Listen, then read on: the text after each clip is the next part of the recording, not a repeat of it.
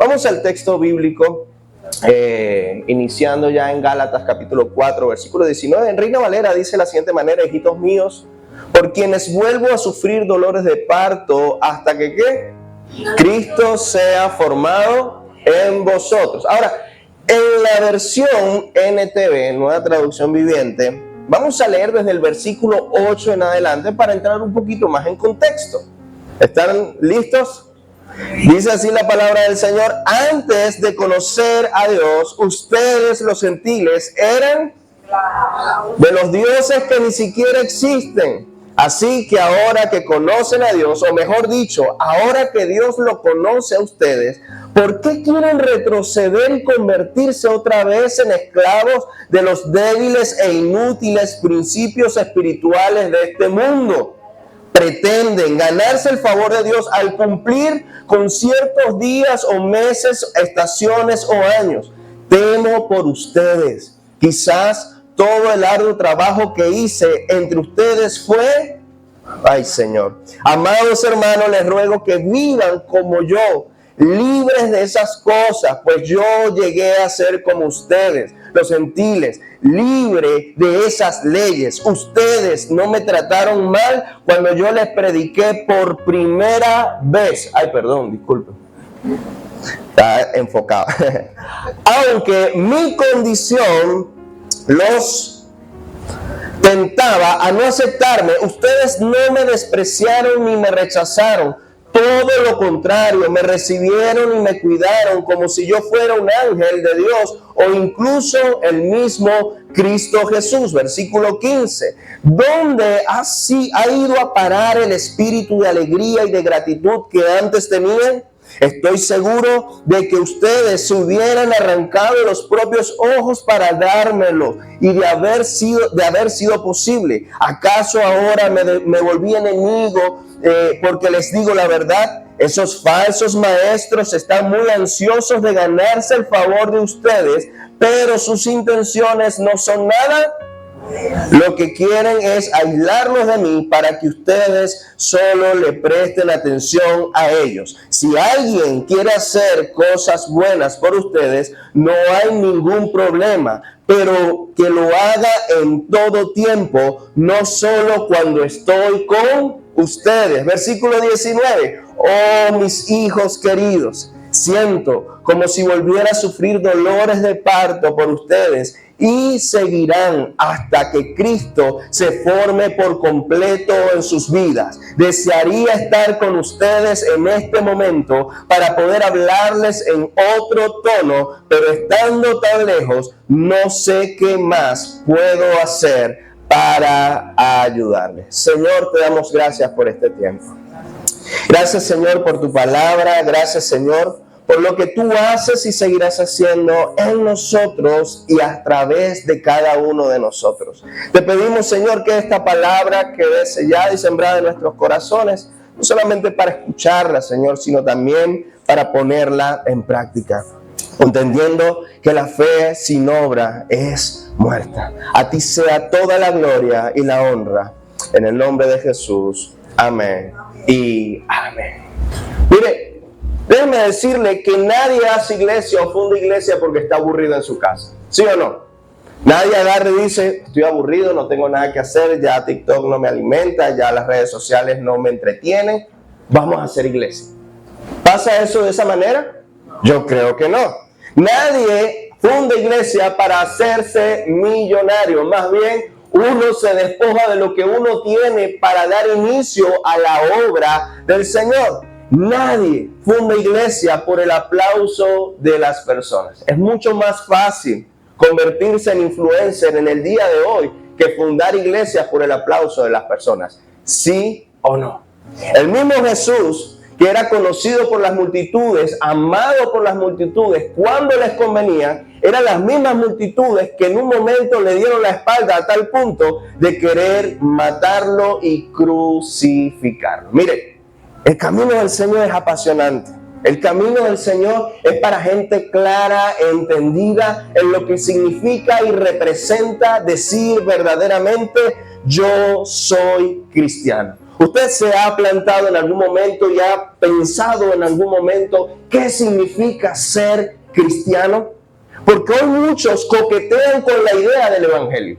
Hoy en día muchos dicen, tuve un encuentro con el Señor, me gustan algunos conceptos, algunas ideas que tiene la Biblia, pero practico esto, pero le saco esto. Y pareciera que tenemos un evangelio a la medida de mis necesidades, a la medida de mis requerimientos. Pero déjame decirte que eso no funciona así.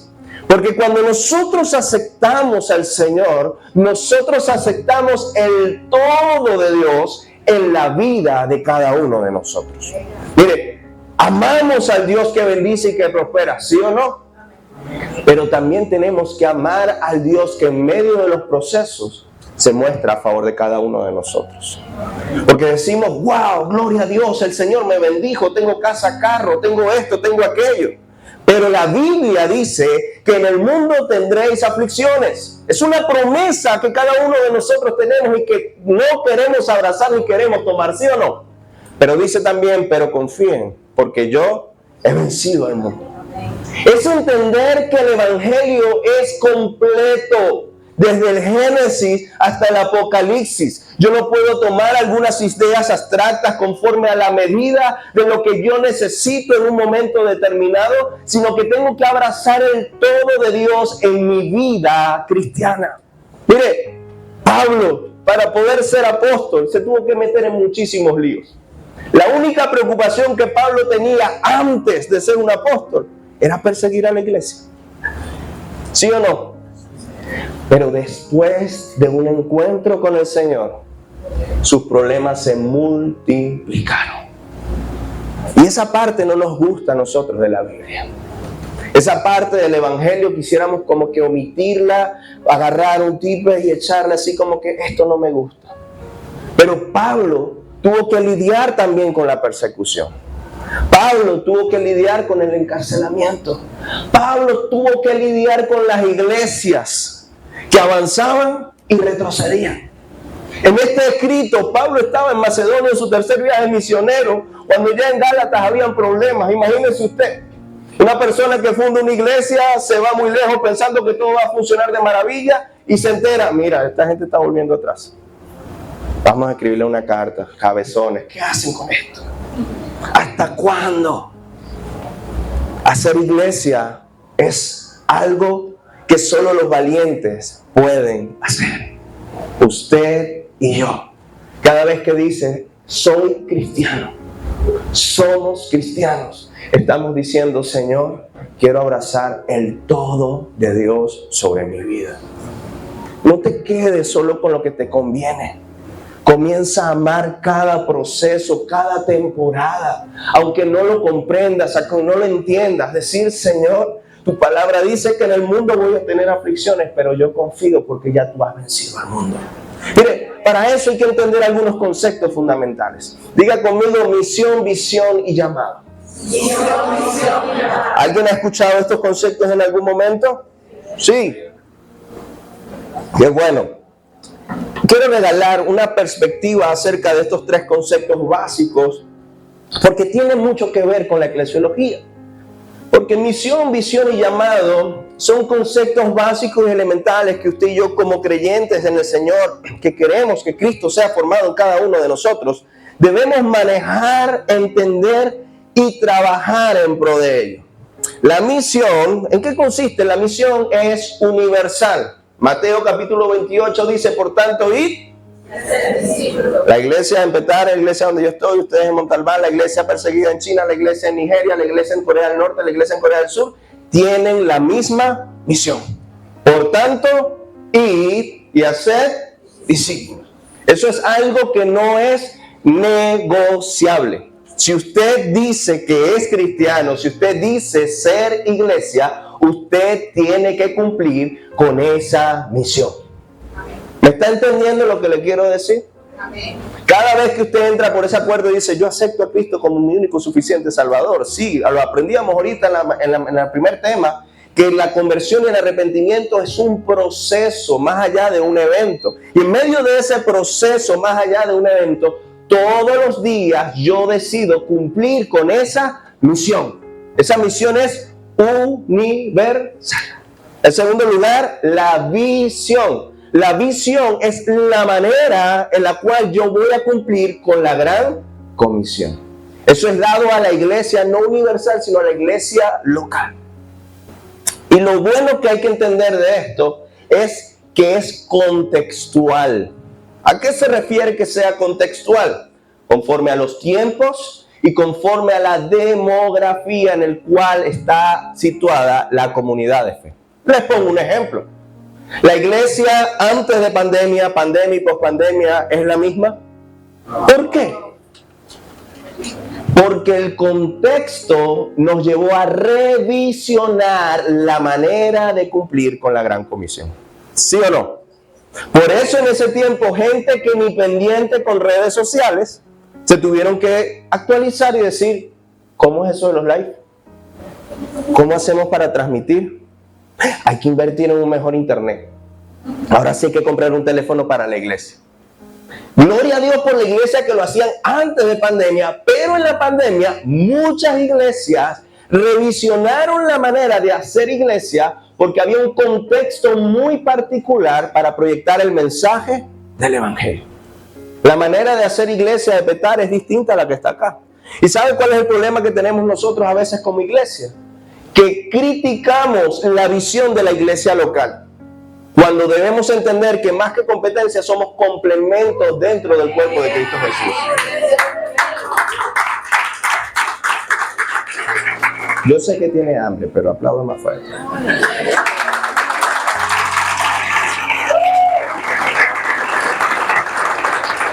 Somos complementos. Mire, quizás en Petare estamos alcanzando a un grupo que son los jóvenes a través del deporte. Aquí lo hacen a través de la música. Otra iglesia lo hace a través de los empresarios. ¡Gloria a Dios! ¿Sabe cuál es el problema que tenemos? Que le echamos la culpa al pastor por nuestro llamado. ¿Sí o no? Y hemos tenido que lidiar con situaciones donde nos dicen, es que yo en esa iglesia siento que no crezco. Y hay programas de formación, hay programas de discipulado y no los vemos por ningún lado. Yo sé que eso no pasa aquí, eso pasa por allá. Pero el llamado es personal. Y quieras o no, cuando Cristo venga, pues yo estoy esperando su venida, usted y yo vamos a rendir cuentas por ese llamado. Lo que quiero que entiendas con estos tres conceptos básicos es que el llamado personal sirve a la iglesia local. Mi llamado personal sirve a la iglesia y la iglesia local sirve a la iglesia universal. Si yo crezco, la iglesia local crece. Si la iglesia local crece, la iglesia universal crece. ¿Me están entendiendo un poco lo que significa esto? Y hay gente que se enreda, no, ¿cómo hago? ¿Qué tal? Pero es que no me entiende, es que mi llamado es así, es que tu llamado va a servir a la iglesia local. Ahora, tres verdades fundamentales. Número uno, diga conmigo, yo soy la iglesia. Yo soy la iglesia. Número dos, yo necesito la iglesia. ¿Usted necesita la iglesia? Y en tercer lugar, la iglesia necesita de mí. Mire, sin usted, esto sería simplemente un local en un centro comercial. Pero cuando usted lleva el mensaje del evangelio a donde quiera que vaya, usted está siendo y haciendo iglesia. Mire, hacer iglesia soluciona muchos problemas, ¿sí o no? Pero hacer iglesia genera muchos problemas. ¿Cuántos creen eso? Nos gusta la primera parte. Hacer iglesia soluciona muchos problemas, pero hacer iglesia genera muchos problemas. Yo estoy casi seguro que las preocupaciones que tenían sus pastores hace un año atrás no son las mismas que ahorita.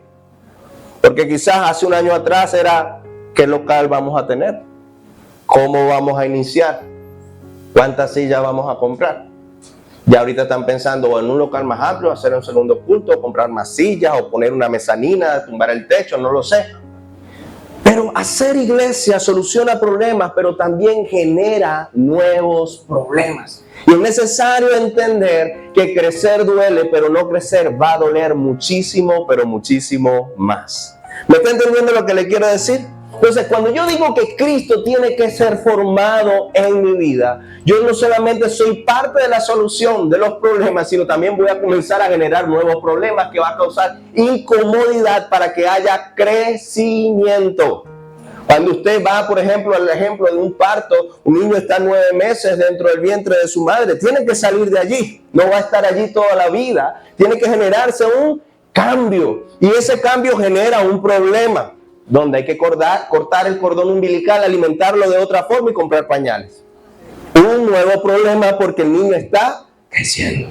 Cuando usted toma la decisión de ennoviarse con alguien o de casarse, ¿usted ama a su pareja, a su esposo, a su esposa, a su por si acaso? Yo estoy seguro que sí. Pero cuando usted toma la decisión de casarse, no solamente soluciona problemas, sino que le genera nuevos problemas. ¿Sí o no? ¿Cuántos casados hay aquí? A ver. Amén. Qué bueno. ¿Tienen a sus esposas aquí? Ok. Entonces puede hablar con toda confianza. Eso genera problemas. Pero bueno, sigamos acá mejor, porque es necesario comprender quizás el marco histórico de lo que le estaba diciendo en Gálatas. Pablo tenía un gran problema, que en medio de su deseo de extender el evangelio a través de cada viaje misionero, las iglesias que iba fundando tenían nuevos conflictos. Y por eso él tenía que escribir este tipo de cartas, no solamente para animar, para felicitar, pero también para exhortar y despertar a esas iglesias, decir, mira, no vuelvas a esto. O sea, esas son tradiciones judaizantes, recuerda lo que les enseñé, recuerda lo que les formé, recuerda cómo les prediqué. Y es necesario que cada uno de nosotros podamos decir, Señor, yo quiero que tú seas formado en mí a plenitud y que en medio de cualquier circunstancia yo sea un solucionador de problemas. Pero las iglesias van a pasar por problemas, ¿sí o no? Por eso te hago una pregunta. ¿Quién no quiere una iglesia saludable? Todos. ¿Sí o no? La respuesta es simple. Todos queremos una iglesia saludable. Pero para que exista una iglesia saludable, Cristo debe ser formado en nosotros. Si no, vamos a seguir siendo los mismos niños, los mismos inmaduros con los mismos problemas de hace un año atrás. Y va a decir el pastor, yo no te di eso en discipulado 1, cabezón. Otra vez, pasa otra vez al módulo 1. ¿Sí o no? Porque servimos a la iglesia como cuerpo de liderazgo, como pastores. Pero también necesitamos entender que tenemos que enfocarnos en otro tipo de problemas y no estar solucionando los problemas que solucionamos hace un año atrás. Por eso, para que una iglesia crezca de forma saludable, Cristo tiene que ser formado en cada uno de nosotros. Ahora, ¿qué necesita una iglesia para crecer en su carácter cristiano? ¿Se lo ha preguntado usted en algún momento? ¿Alguien me puede dar la respuesta? ¿Alguien sabe la fórmula mágica? A ver. Nadie. ¿Qué necesita una iglesia para crecer en su carácter cristiano? ¿Quién tiene la fórmula mágica? A ver. ¿Quién se quiere ganar el $1.000.000? ¿Nadie? Necesitamos como iglesia crecer integralmente. Para que el carácter de Cristo sea formado en nosotros, necesitamos crecer integralmente. Y quiero que entiendas ese integralmente como equilibrio. ¿Equilibrio en qué cosas? Simplemente voy a hablar de 3 cosas súper rápidas por factor de tiempo, pero que usted lo tenga en cuenta comprendiendo la premisa: misión, visión y llamado. Porque tuve la oportunidad de nacer y crecer en un hogar cristiano y donde pude ver los pros y los contras de la iglesia en Venezuela. ¿Sí? No se lo dice un espectador de afuera, no se lo dice a alguien que quizás no conoce. Sé quizás las situaciones fáciles y no tan fáciles en lo que representa el Evangelio. Entonces, una iglesia con carácter cristiano necesita crecer, en primer lugar, en sabiduría. Coloque allí la palabra sabiduría, usted que está tomando nota. Y la sabiduría, si lo asociamos con la divina Trinidad, la podemos asociar o representar en la obra creadora de Dios. ¿Usted cree que Dios, cuando creó el mundo, el universo, las constelaciones, fue un Dios sabio? Cada cosa que hizo fue bueno. Y cuando creó al ser humano dijo, fue muy bueno. Que nosotros, conforme a nuestra naturaleza pecaminosa, hemos corrompido y dañado la obra creativa de Dios, ya eso es otra cosa. Pero lo que Dios hizo, lo hizo desde su sabiduría. Lo segundo es el compromiso representado en la obra de la cruz a través de Jesús. De esto vamos a hablar un poquito más adelante, pero imagínense por un momento a un Jesús cansado de los discípulos, cansado de los traicioneros, diciendo, llegué a este mundo, pero yo mejor me devuelvo. Yo no voy a morir por nadie porque esta gente son una cuerda de ingratos. Judas me sacó la lengua, me voy de la iglesia. Yo no veo a un Jesús así. Yo veo la representación de Jesús como un hombre comprometido, que lo que inició lo terminó. Y en tercer lugar, el poder representado en la obra del Espíritu Santo de Dios. Por eso la Biblia dice, recibiréis poder cuando haya venido sobre vosotros el Espíritu Santo de Dios. Y me encanta cómo lo escribe la palabra de Dios, porque dice que el Espíritu Santo vino para redarguir, vino para consolar y vino para guiar a toda verdad. Mire, es la mejor compañía que usted y yo podemos tener, es el mejor consejero que usted y yo podemos tener, pero hay gente que no quiere madurar porque no tiene una relación con el Espíritu Santo de Dios. Por eso en 1 Corintios capítulo 12, versículo 4 en adelante, no lo vamos a leer, simplemente lo vamos a resumir en este pequeño cuadro donde dice, hay diversidad de dones, pero el Espíritu es el mismo. Hay diversidad de ministerios, pero el Señor es el mismo. Y hay diversidad de operaciones, pero Dios es el mismo. Y en Colosenses capítulo 9 al 11, tampoco lo vamos a leer, lo vamos a resumir simplemente en este cuadro, dice, orar por lo cual no cesamos de orar por vosotros y de pedir, número 1, que seáis llenos del conocimiento de su voluntad en toda sabiduría e inteligencia espiritual. En segundo lugar, para que andéis como es digno del Señor, agradándole en todo, llevando el fruto de toda buena obra y creciendo en el conocimiento de Dios. Y en tercer lugar, fortalecidos con todo poder, conforme a la potencia de su gloria, para toda paciencia. Por eso, un cristiano que crece integralmente, una vida equilibrada entre la sabiduría, el compromiso y poder, es un solucionador de problemas en medio de los problemas. ¿Serás tú un solucionador de problemas?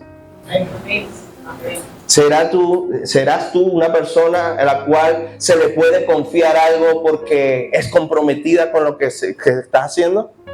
¿Serás tú una persona llena del Espíritu Santo? Y por eso vamos a hacer quizás algunas preguntas, una evaluación de tu crecimiento como cristiano. Y di qué porcentaje de tu vida tiene cada uno de estos aspectos. Quizás allí lo puedes anotar rápidamente, lo puedes dejar como tarea, como quieras.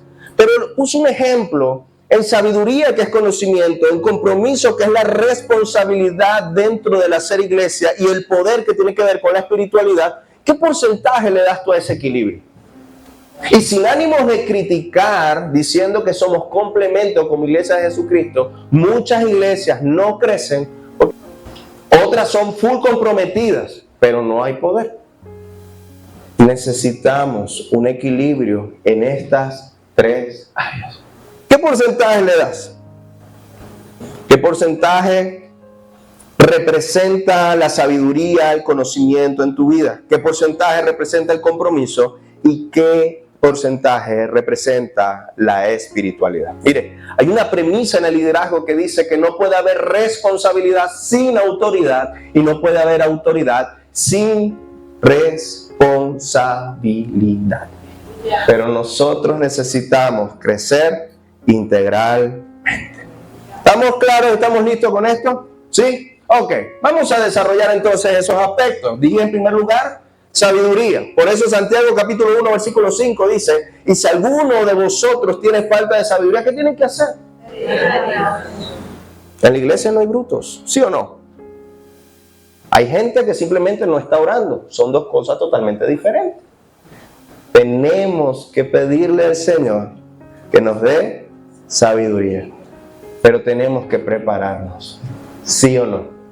Mire, hace poco tuve la oportunidad de compartir con un pastor que en un momento quería que nosotros estuviéramos sirviendo a su lado y todo esto, pero ciertas cosas de la visión que él quería manejar no se adaptaban mucho a la visión que nosotros estábamos manejando. Y una de esas cosas que nos llevó a decir, mira, en lo que te pueda servir, te puedo servir, pero no podemos caminar tampoco tan juntos, era que él decía, yo no sé leer, yo no sé predicar, yo no sé teología, yo no sé esto y no sé lo otro, pero yo le digo al Espíritu Santo que Él me diga todo y que Él me enseñe. Eso funciona así. Necesitamos orar, pero también necesitamos buscar, necesitamos prepararnos, necesitamos crecer, y el crecimiento es un proceso intencional. Mire, yo sé que hay grandes testimonios que son testimonios eventuales y muy esporádicos y muy puntuales sobre personas que quizás no conocían algo de cierta área y el Espíritu Santo les dictó, les dijo e hizo a través de ellos. Pero nosotros necesitamos ser intencionales en el proceso de crecimiento. Mire, yo no sé cómo funciona la iglesia acá, pero allá tenemos muchos módulos de discipulado, de formación, de esto y de aquello. ¿Y con quién te estoy trabajando yo? Con las personas que dicen, yo quiero aprender. Yo estoy comprometido en mi proceso de crecimiento y quiero ser intencional. Usted necesita ser intencional en su proceso de crecimiento. ¿Usted quiere que Cristo sea formado en usted? Necesita conocer a ese Dios. ¿Y de qué manera vamos a conocer a Dios? A través de un proceso discipular. Usted necesita aprender todos los días. ¿Saben que me encanta que el discipulado tiene tiempo de inicio, pero no tiene tiempo de finalización? Usted un día dice, yo acepto a Cristo como mi único y suficiente Salvador. Quiero aprender, quiero saber qué dice las Escrituras, mi máxima autoridad. Pero aún en la eternidad usted y yo vamos a seguir aprendiendo del gran Maestro. Tiene tiempo de inicio, pero no tiene tiempo de finalización. Bien si te graduaste de algún módulo, bien si te graduaste con algún título en teología, pero eso no lo es todo. Mire, sabiduría es igual a conocimiento más practicidad. Tenemos que ser prácticos. Por eso Platón dijo, el que aprende y aprende, pero no practica lo que sabe, es como el que ara y ara, pero no siembra. Cuando usted quiere conocimiento, tiene que haber un para qué quiere ese conocimiento. Porque hay muchas personas, lamentablemente, en las congregaciones que se inscriben en todos los módulos de discipulado, pero no quieren hacer discípulos. No quieren salir a predicar. Es que no me siento preparado, necesito 10 años más de preparación para poder ir a predicar. ¿Será eso así? Cuando Cristo nace en nuestros corazones, nuestro mayor deseo es poder predicar el Evangelio a otros.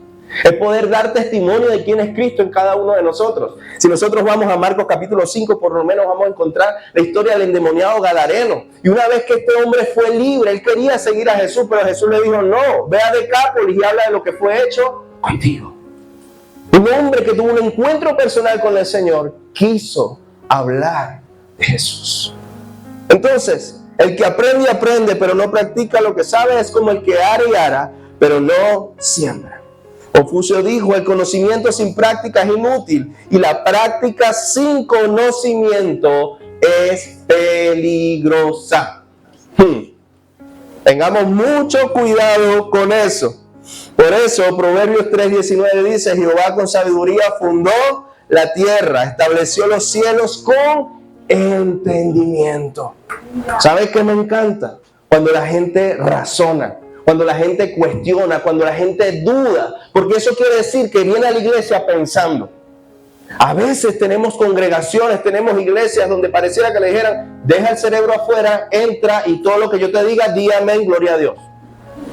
Necesitamos aprender, necesitamos conocer, necesitamos debatir, necesitamos argumentar. Porque si no lo hacemos, si no generamos esos espacios, nuestros jóvenes cuando vayan a una universidad, por ejemplo, van a dudar de su fe. Y no van a saber defenderse ante el ateo, ante el agnóstico. ¿Por qué dice que Dios existe? Bueno, porque me lo predicaron chiquito. Necesitas conocer. ¿Quieres que Cristo realmente crezca en ti? Necesitas aprender. Jesús es nuestro mayor ejemplo. Ahora, con todo esto, ¿qué tan sabio te sientes? ¿Estamos claros hasta aquí? Necesitamos aprender, necesitamos conocer. En segundo lugar, la segunda palabra que le dije que íbamos a tratar era compromiso. Sí, lo anotó. Qué bueno que lo haya anotado. Compromiso es tener la facultad, la responsabilidad de decir, hey, yo, ok, ese yo lo voy a hacer. Porque también la Biblia dice que tu sí sea sí y que tu no sea no. Y lamentablemente se están generando cristianos en este tiempo donde su palabra no tiene ningún tipo de peso. Ejemplo, antes existían pocos abogados, ¿sí o no? Yo recuerdo a mis abuelos que decían, no, yo negocié con fulano de tal, este terreno y tal. Y yo, abuelo, ay, los papeles, no, de palabras. Y se cumplió, sí, se cumplió. ¿Usted haría eso hoy en día? No. Amigo mío, esa moto es tuya. No vamos a firmar ningún documento, pero esa moto es tuya. ¿Usted haría un negocio de esa manera? Porque la palabra está perdiendo cada vez menos valor. Qué tremendo, ¿no? Que pase en el mundo, lo entenderé. Pero en la iglesia no tiene por qué pasar. El carácter de Cristo fue un carácter de responsabilidad, fue un carácter de compromiso. Miren lo que dice las Escrituras en Filipenses capítulo 2, versículo 5 al 8. Haya pues en vosotros este mismo sentir que hubo también en ¿quién? El cual siendo en forma de Dios no estimó el ser igual a Dios como cosa que aferrarse, sino que se despojó a sí mismo, tomando forma de siervo, hecho semejante a los hombres, y estando en la condición de hombre, se humilló a sí mismo, haciéndose obediente hasta la muerte, y muerte ¿de qué? De cruz. Mire, la palabra clave aquí es la obediencia. Cuando yo entiendo cuál es mi compromiso, no con el hombre, sino con Dios, yo voy a ser obediente. ¿Serás tú una persona obediente? ¿Un cristiano obediente? Tal día, tal hora. Sí, yo voy. No voy nada. Ay, es que me dolió un poquito la cabeza, tú sabes que me siento mal. Vamos para la playa. Sí, va. Ah, no, es que la playa quita el dolor de cabeza, la iglesia no. Necesitamos ser hombres y mujeres de palabra. Mire, lo digo y lo pueden corroborar quizás con mi familia. Desde el martes hasta hoy he pasado por una virosis horrible. Gracias a Dios estoy hablando y por eso he pedido pura bebida caliente y ha sido horrible. Pero el compromiso y el deseo de estar con ustedes me tiene hoy aquí. Yo muy bien pudiera haber dicho, no me conocen, no hemos visto nunca personalmente, me enfermé, no voy. Pero eso no muestra el carácter de Cristo que hay en mí. Si hay una palabra que yo di, eso debe tener peso. ¿Sí o no? Ahora, para este punto yo quiero que tengamos en claro la empatía versus la inteligencia emocional. ¿Por qué? Porque en lo que Dios nos ha permitido hacer como iglesia, yo he visto en nuestra congregación, yo sé que aquí no pasa, es que la gente de la iglesia demanda a los pastores y líderes empatía. Es que tú me tienes que entender. Es que tú tienes que comprender mi proceso. Es que tú no estás pasando por lo que yo estoy pasando. Es que esa situación tú no la entiendes porque tú no has experimentado o vivido algo como eso. Pero de parte del liderazgo demandamos inteligencia emocional. O en muchos casos, dominio propio. Y necesitamos tener un equilibrio entre la empatía y el dominio propio. Porque yo puedo entender los procesos de alguien que lleva a decir que sí en una temporada, pero que no puede en otra, o quedó mal por alguna circunstancia eventual. Pero otra cosa es hacer de ese proceso un nuevo estilo de vida. Y hay gente que vive de proceso en proceso. Y no es porque el diablo los tenga en ese proceso, sino porque nuestros malos hábitos nos llevan a permanecer en ese proceso. ¿Sí o no? Yo creo que ya se pusieron bravos, pastor. Yo me voy ahorita. Pero demandamos empatía, pero debemos aprender a tener dominio propio. Ese dominio propio me lleva a morderme la lengua.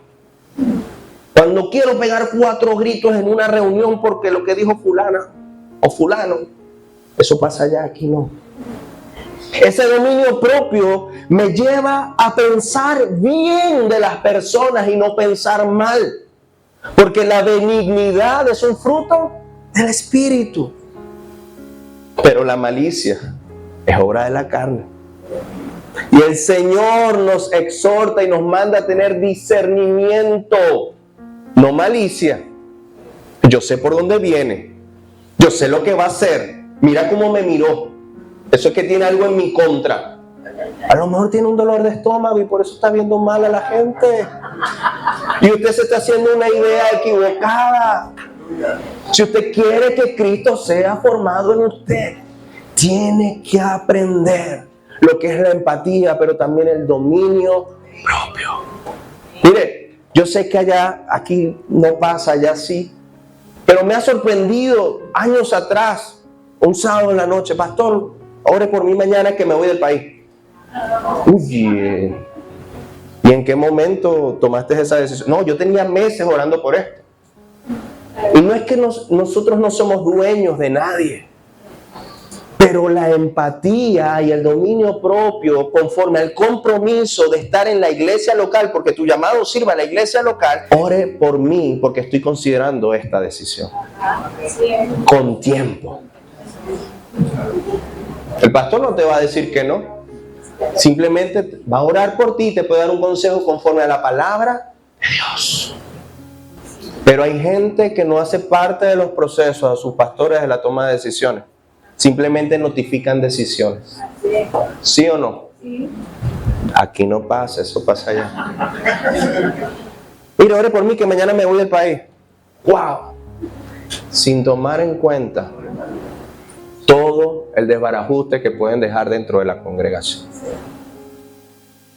La iglesia necesita de ti, pero necesita de gente realmente comprometida.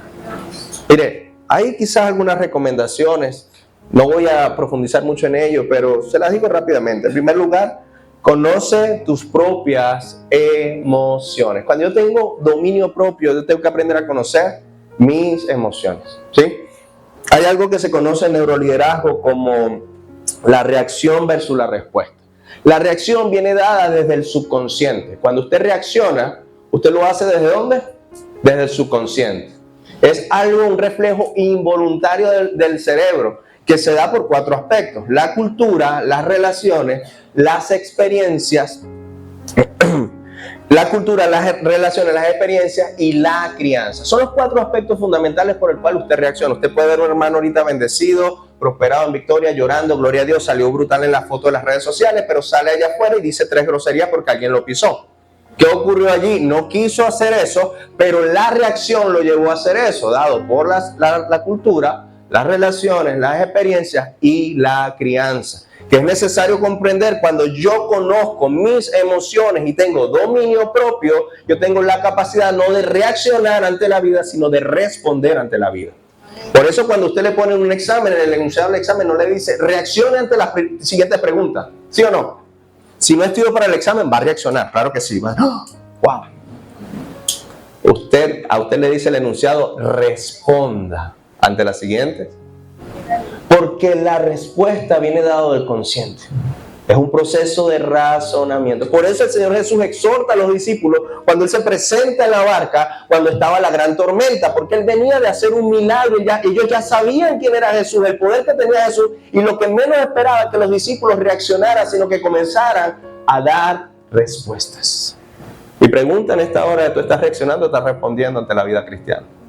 Si quieres que Cristo sea formado en ti, necesitas gestionar tus emociones. Número 2, empatiza con los demás. Ponte en el lugar de los demás. Número 3, cultiva relaciones saludables. Mira, hay gente que quiere que lo abracen, que lo apachurren y quieren que la iglesia sea ese vínculo de amor perfecto, pero no quieren relacionarse con nadie. ¿Pasa o no pasa? Se los digo yo. ¿Por qué? Porque yo sufro de, ¿cómo se llamaría eso? Fobia social. Sí. ¿Usted ha visto un pastor con fobia social? ¿Qué significa eso? Y le pongo un testimonio rapidito. Hace unos par de años atrás, yo estaba en la oficina está en la iglesia, y de pronto era el día de mi cumpleaños, sale un momentico, sorpresa, salió toda la iglesia estaba reunida. ¿Qué hice yo? Saludé a cada uno, oye, gracias, y me volví a encerrar en la oficina. Eso es fobia social. Donde tengo un rato con la gente, comparto con ellos, pero necesito tiempo conmigo. La gente, gracias a Dios, ha aprendido eso, y cuando me ve por ahí no es que esté bravo, no es que esté disgustado, no es que nada me gustó, sino que es el tiempo de salir con simplemente. Pero necesitamos cultivar relaciones saludables. Número 4, desarrolla la paciencia. Número 5, practica la humildad. Aprende de otros.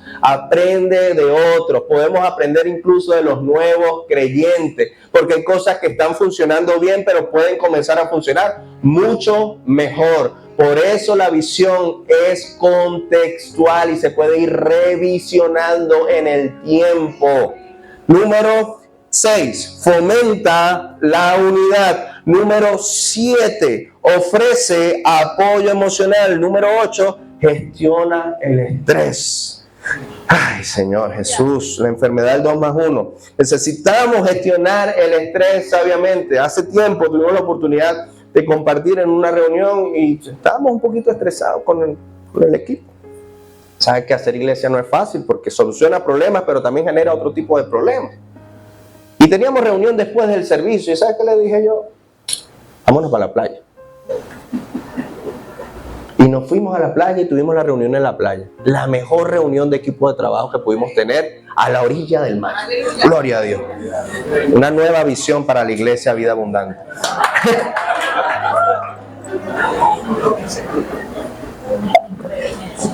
Número 9, fomenta el crecimiento espiritual. Y número 10, ora por sabiduría y guía. Ahora te hago la pregunta, ¿qué tan comprometido crees que estás? Una cosa es estar dispuesto y otra cosa es estar disponible. Así es. Porque hay gente que está dispuesta. Yo quiero. Pero es que yo trabajo de 8 a 8. De lunes a lunes. Entonces no estás disponible. Necesitas estar dispuesto y estar disponible. Y no te ofendas si hay cosas que hace la iglesia y tú no puedes estar. Porque el dominio propio te tiene que llevar a considerar, ok, es que he estado dispuesto, pero no he estado disponible. Necesitamos alcanzar madurez. Y en tercer lugar, el poder. Cerramos ya con esto. Lucas 24:49 dice, aquí yo enviaré la promesa de mi Padre sobre vosotros, pero quedaos vosotros en la ciudad de Jerusalén hasta que seáis embestidos del poder desde lo alto. ¿Sabes qué me encanta? Cuando en la última cena el Señor conversa con esa cuerda de cabezones. Estaban peleando de quién se iba a sentar a la punta, quién iba a estar a la derecha, quién a la izquierda, quién iba a traicionar al maestro, quién iba a negar a Jesús. Imagínense esa hermosa conversación en medio de una velada, en medio de una cena. A mí se me quita el hambre, pero Jesús tuvo la paciencia y el amor de sentarse con 12 cabezones a la mesa, a disfrutar de una cena para darle malas noticias. Porque él estaba diciendo, yo estoy que me voy. ¿Qué? Pero tranquilo, a ustedes les conviene que yo me vaya. Así es. Porque va a venir otro. El Espíritu Santo de Dios. Mire, si usted quiere que el carácter de Cristo crezca en cada uno de nosotros, que sea Dios realmente, necesitamos conocer de Él a través de su palabra. Necesitamos prepararnos intencionalmente. Necesitamos comprometernos, pero también necesitamos intimar con el Espíritu Santo de Dios. Amén. Porque la Biblia es clara cuando dice que si tú cerradas la puerta, oras a tu Padre, que está en lo secreto y te ve en lo secreto, ¿qué va a hacer? Te recompensará en público. ¿Sabe cuál es el problema de la iglesia del tiempo presente? Que quiere ser recompensado, pero no quiere cerrar la puerta para orar. Quiere cerrar la puerta para otras cosas. Hay una encuesta que quizás vamos a hacer ahorita, usted puede anotarlo, después dirá los resultados a sus pastores. ¿Están listos para la encuesta? Son algunas preguntas y usted va a responder con toda sinceridad. Usted va a seleccionar cuál es su respuesta correcta o sincera. En primer lugar, ¿qué tan frecuentemente haces tú TCD, tiempo con Dios, un tiempo devocional? Como lo quieran ver, lo que hagan, ese tiempo de lectura diario. ¿Qué tan frecuentemente haces tu tiempo devocional? Opción A, todos los días. Opción B, 3 veces por semana. Opción C, 2 veces a la semana. Opción D, ¿qué es eso? ¿De qué se están hablando ahorita? Ajá. Usted va a seleccionar cuál es la frecuencia con la cual usted hace su devocional diario. La segunda pregunta es, ¿qué tan frecuentemente tienes tiempo dedicado de oración y discipulado? No en la iglesia, no con terceros, en tu casa, con tu familia, con tu esposa, con tu esposo, con tus hijos, con tus hermanos, con tus abuelos, con tu mamá, con tu papá, con el núcleo familiar. Opción A, todos los días. Opción B, 3 veces por semana. Opción C, 2 veces a la semana. Opción D, ¿qué es eso? Tercera pregunta. ¿Qué tan frecuentemente tienes oración matutina? Ay, ¿que se puede orar en la mañana? Sí, claro que se puede orar en la mañana. Pastor, yo me paro y eso de broma me cepillo para ir al trabajo, a la universidad, lo que sea. No sea flojo. Opción A, todos los días, 3 veces por semana, 2 veces por semana, no lo hago. Pregunta número 4. Aparte de los domingos, ¿qué tan frecuentemente asistes a las reuniones con los hermanos de la congregación? Sea una célula, sea un discipulado, sea un grupo de vida, como lo llame. ¿Qué tan frecuentemente tienes esa oportunidad de compartir y crecer junto a tus hermanos? Cosas que realmente te edifiquen. Y la última pregunta, ¿qué tan frecuentemente asistes a los servicios de oración? Aleluya.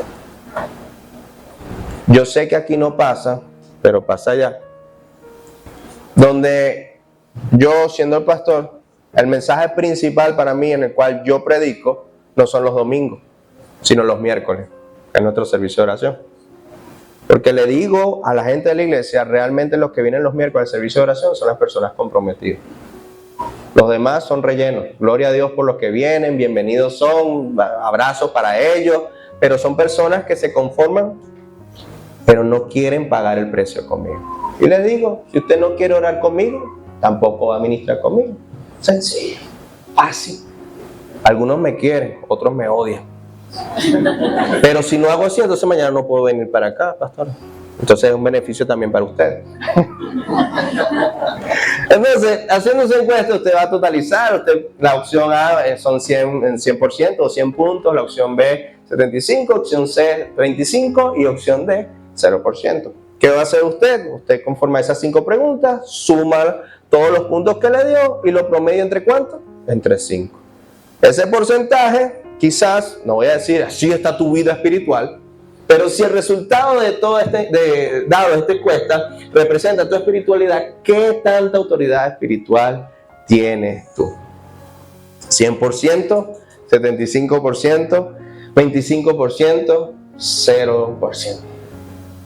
Que en el momento que hay una manifestación y no gloriosa, sino demoníaca, el enemigo te diga, ¿quién eres tú? Si tú eres amigo mío, chico. Yo te tengo infiltrado aquí para que venga, para que me pase los apuntes. Necesitamos en Venezuela una iglesia con poder. Entonces, ¿quieres que Cristo sea formado en ti? Necesitas crecer, sí o sí.